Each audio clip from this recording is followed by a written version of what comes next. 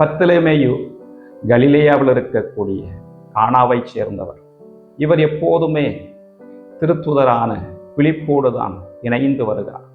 மத்தேயு, மார்க், லூக்கா ஆகிய உத்தம நற்செய்தி நூல்களிலே இவருடைய பெயர் 6வதாக, அதாவது பிலிப்புக்கு அடுத்து வருகிறது.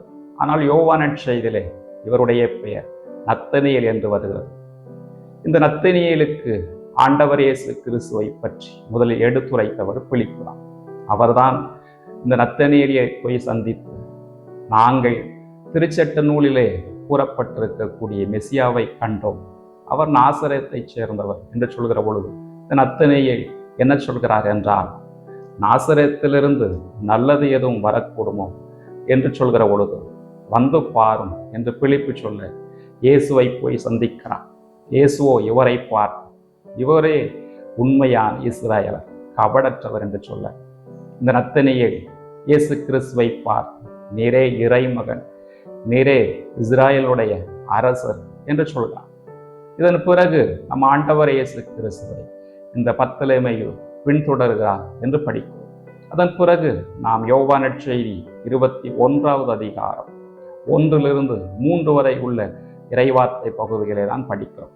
அங்கே திபேரிய கடல் அருகே ஆண்டவர் இயேசு கிறிஸ்து தோன்றுகிற பொழுது அந்த கூட்டத்திலே இந்த பத்லெமேயு இருப்பதாக நாம் பார்க்கிறோம். பத்லெமேயை பற்றி திருவிழியத்தில் இதைவிடவும் பெரிய தகவல்கள் இல்லை.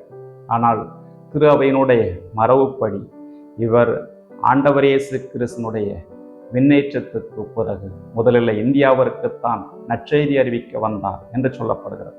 இதனை 2ஆம் நூற்றாண்டைச் சேர்ந்த பாண்டினன் என்பவர் கூறுகிறார். அவர் இந்தியாவுக்கு வருகிறார். மும்பையிலும் கல்யாணிலும் நற்செய்தி அறிவிக்க அவர் வந்தபோது ஏற்கனவே ஆண்டவர் இயேசு கிறிஸ்துவை பற்றிய நற்செய்தி அறிவிக்கப்பட்டிருந்ததை கேட்டு அவர் வியப்படைந்தார். இதற்கு காரணம் பத்லெமேயு தான் என்று அவர் நம்பி ஏற்றுக்கொண்டார்.